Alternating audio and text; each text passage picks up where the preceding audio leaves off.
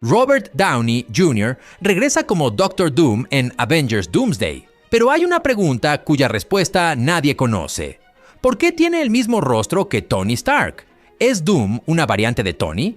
No son tan diferentes como parecen, y en el MCU hay muchas pruebas que podrían demostrarlo. Pero primero retrocedamos un poco en el tiempo. En Endgame, Tony y Steve viajan a Camp Lehigh en 1970. Buscan el Tesseracto y las partículas PIM. Parece una misión técnica casi rutinaria dentro del atraco temporal, pero no lo es, porque en aquel pasillo militar ocurre algo que terminaría convirtiéndose en uno de los detalles más discutidos del MCU.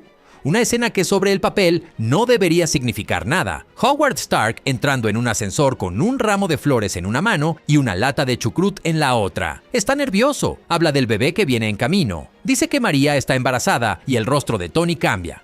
No es ternura, no es alegría, es desconcierto. Tony baja la guardia y hace una pregunta aparentemente inocente. ¿Cuánto tiempo tiene el embarazo?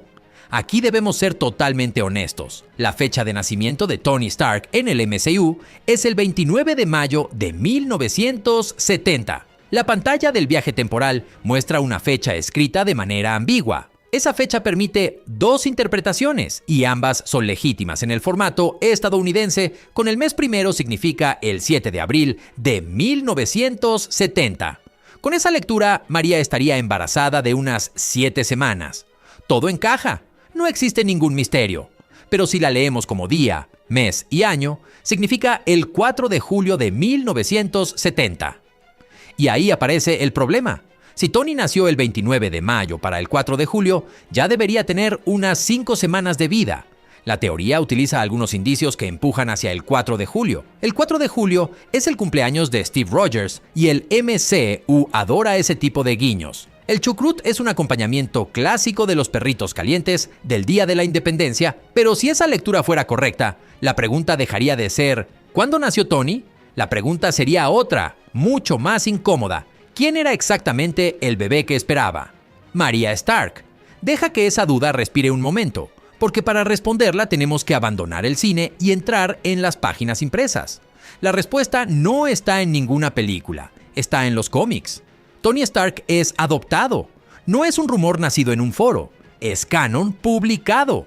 El hijo biológico de Howard y María se llama Arno Stark. Arno nació con una enfermedad grave y fue ocultado del mundo durante décadas, mientras otro niño crecía con el apellido Stark y cargaba con todas sus expectativas. Durante mucho tiempo, ni siquiera Tony supo que ese hermano existía.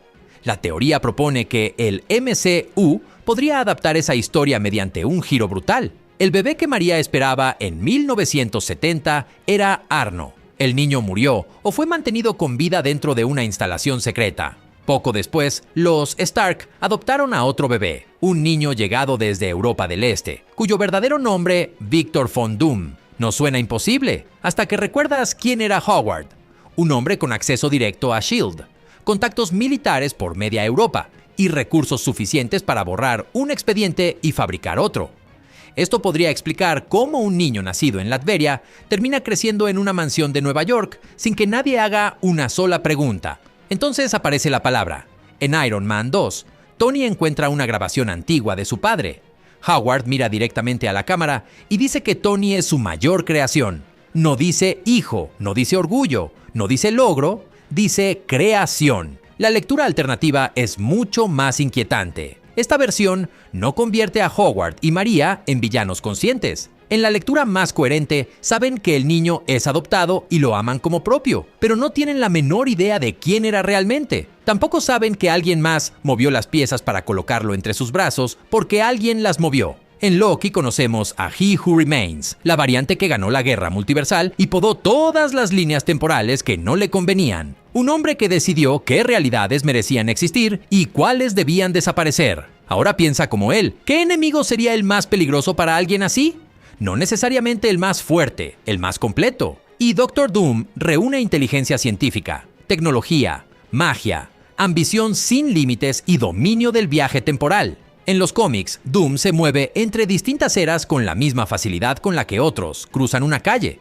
Es exactamente el tipo de rival que un conquistador del tiempo no puede permitirse ignorar. Matarlo tampoco serviría de mucho. En un multiverso infinito, cada realidad eliminada podría producir otro Victor y otro y otro. Podar sería una solución temporal para un problema eterno. La teoría propone entonces que Kang no mató a Victor, hizo algo mucho peor. Reescribió toda su vida, lo sacó de su país cuando apenas era un bebé, organizó su adopción por Howard y María.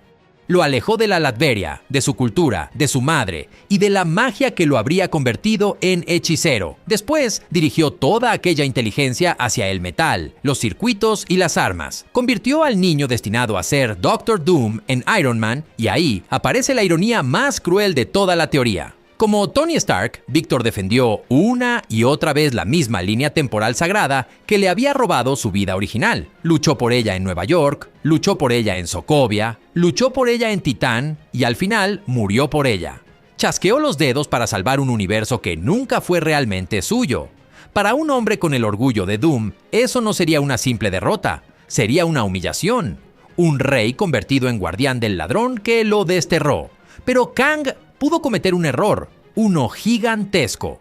No eliminó a Doom, lo perfeccionó, porque el hombre que regresara ya no sería solamente el genio ambicioso de la Latveria, también sería alguien que conoció el amor, la amistad, la pérdida, la paternidad y el sacrificio.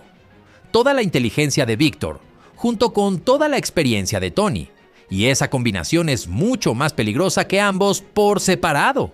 Y esa mezcla explica por qué Tony y Doom siempre se parecieron tanto. Los dos poseen una inteligencia fuera de escala. Los dos cargan con un ego enorme. Los dos necesitan controlar cada variable. Los dos están convencidos de que solamente ellos pueden salvar el mundo y cuando sienten miedo, ambos recurren a la misma solución: construir una armadura, una máquina o un sistema antes que confiar en otra persona. Piensa en los momentos en los que Tony estuvo más cerca de convertirse en Doom.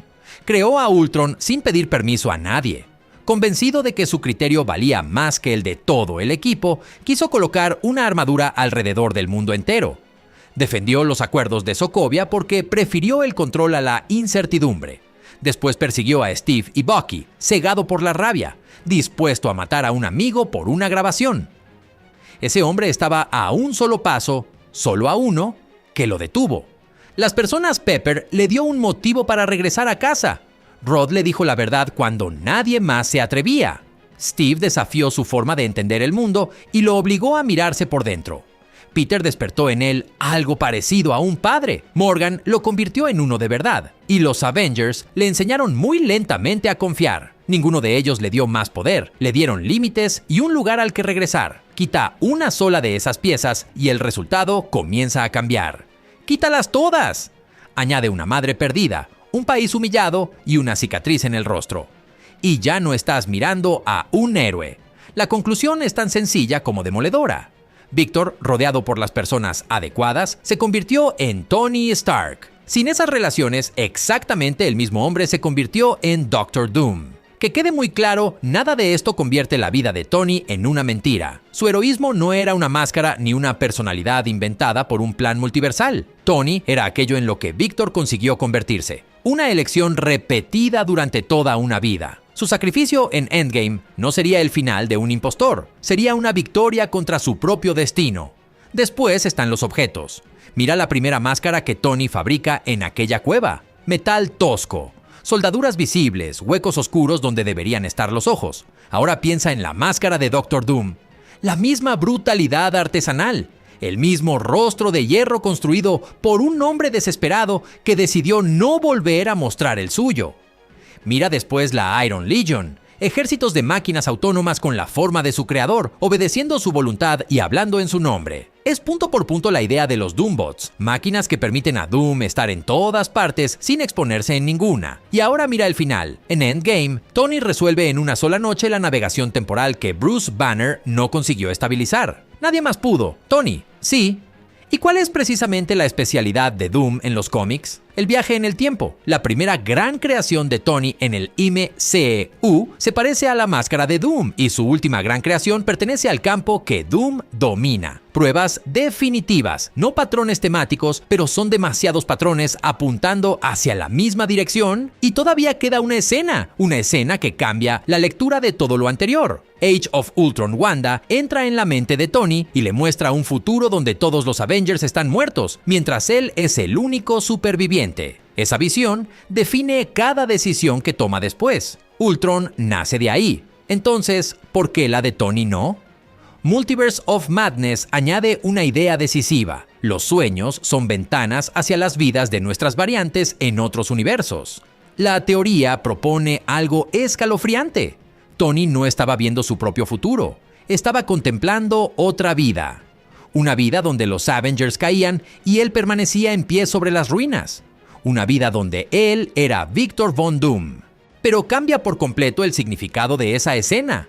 Ahora imagina el momento. Doom entra en escena. Los héroes lo enfrentan. Él levanta las manos hacia su máscara y la deja caer. Debajo está el rostro de Tony Stark. Sin explicación, sin disculpa. Solo aquella cara viva otra vez. Piensa en lo que significaría para Peter, que perdió a su mentor y todavía carga con la culpa. Para Pepper, que se despidió de él mientras lloraba. Para Rhodey, para Happy, para Morgan, ese rostro representó esperanza, sacrificio y victoria durante más de una década y ahora hablaría con otra voz, otro nombre y otra intención. Nadie podría procesar eso en medio de una batalla. Doom no necesitaría controlar sus mentes, le bastaría con la duda, una vacilación de medio segundo antes de golpear ese rostro y le bastaría con contar su versión de la historia. Kang le robó su nombre, le robó su familia, le robó su reino, le robó su destino.